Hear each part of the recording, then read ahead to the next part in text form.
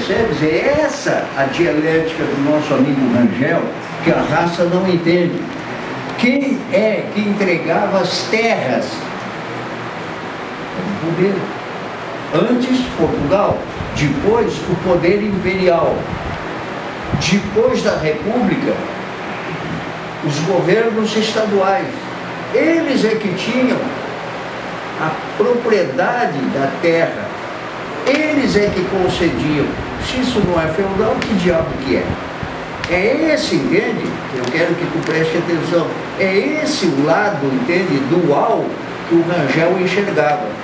Do lado da concessão da propriedade é feudal. Na hora do trabalho é trabalho escravo. É esse o lado. Esse é o raciocínio, entende, do Rangel. Dualidade. E qual é o lado externo da dualidade? Qual é o lado externo da dualidade para o Rangel? Que o Cauê colocou muito bem durante o Império. Quero ver se tu descobre. É o capitalismo, então, o lado externo. O lado externo. Ah, é Inglaterra. Hã? É Inglaterra. Exatamente. O lado externo, né, da dualidade brasileira durante o Império é a indústria inglesa. A indústria inglesa é o lado externo. E dentro do Brasil, esse lado externo tem um aliado, que vem a ser quem? Hã? Os comerciantes de exportação e importação, aliados da Inglaterra. Esse é o lado externo. O lado interno, escravidão e concessões feudais.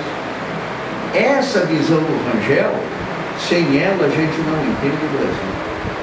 Fica falando as abobrinhas de uns e outros aí, a maioria adora abobrinha, entende? Não vai te queimar. Se tu falar um treco como esse que o Rangel falava, isso vai te queimar. Teu orientador vai dizer, desculpe, mas isso aí caiu de moda. Isso aí não é mais a moda atual.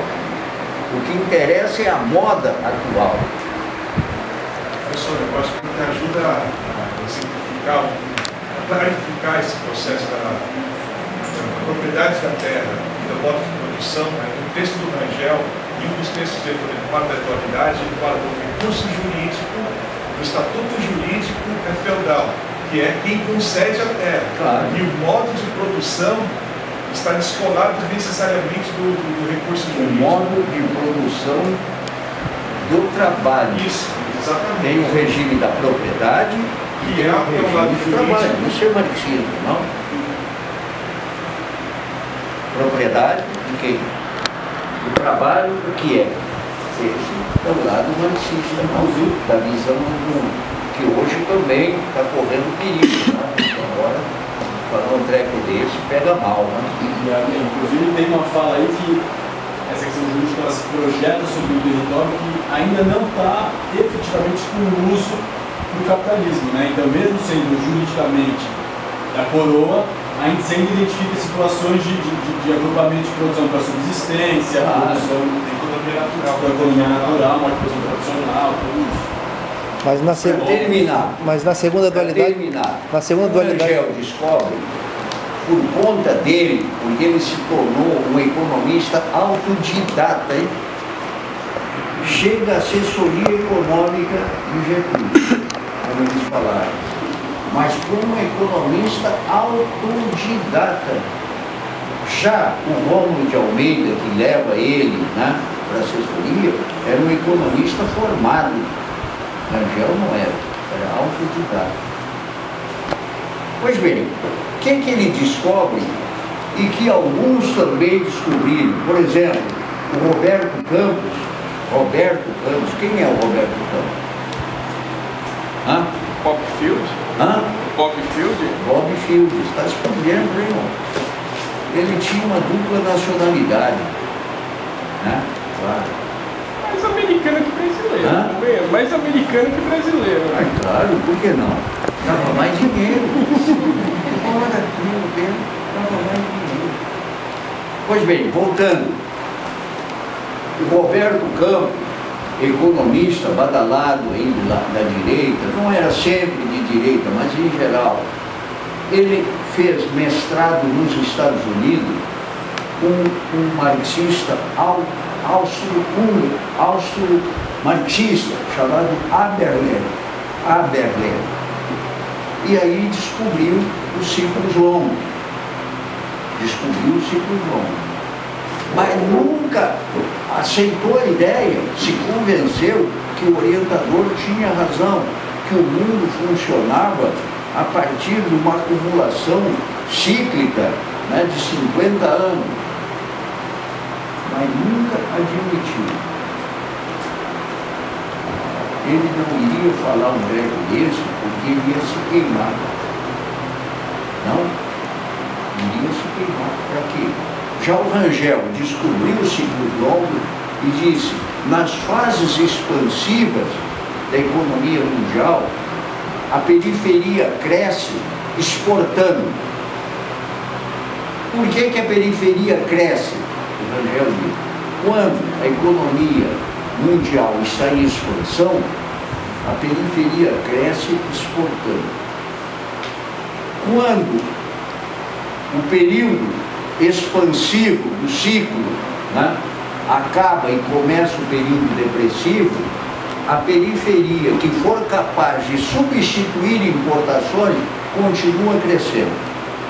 Então a periferia pode crescer tanto quando está exportando bastante na fase expansiva da economia mundial, como cresce quando está substituindo importações na fase depressiva. Isso explica o que nós vamos discutir na segunda e na terceira aula, né? Amanhã, depois da manhã, porque é que o Brasil se tornou uma pequena potência industrial perigosa para os Estados Unidos. Porque o Brasil cresceu adoidado de 1930 a 1980. E o Rangel, estudioso, além de descobrir os ciclos longos, ele descobriu que a acumulação, que já era conhecida antes dos ciclos longos, que a acumulação também acontecia por ciclos decenais, ciclos menores, ciclos de acumulação também, mas que dependia muito mais de outras coisas. Isto é, se os investimentos ultrapassassem, né, um determinado limite, eles cessavam. E quando esses investimentos cessavam por alcançar um determinado limite alto, paravam, a economia parava também. Começava um período depressivo. Ciclos juglarianos. Juglar, um economista francês, que foi o primeiro a analisar, né, esse ciclo.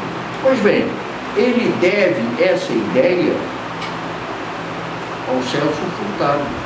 O Celso Furtado foi o primeiro a dizer que a partir de 1930 o Brasil passou a criar o seu próprio ciclo de crescimento. Esse foi o grande mérito do Celso Furtado, porque o Celso Furtado também falou muita bobagem, mas também falou muita coisa certa.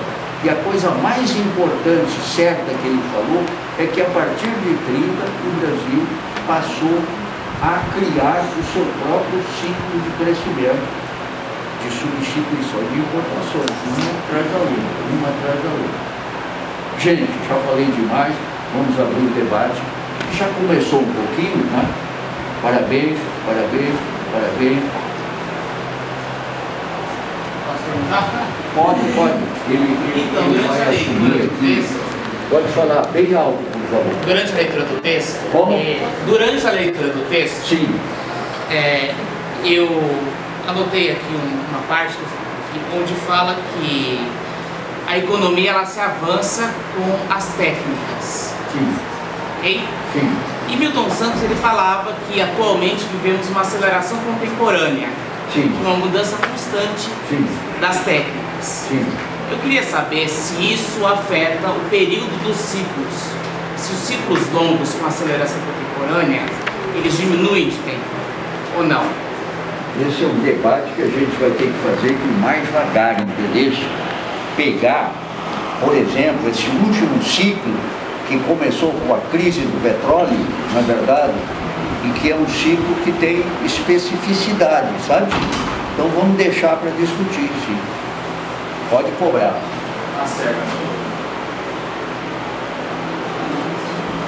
O Cauê disse que vai fazer umas provocações porque ele achou que vocês não provocaram nada.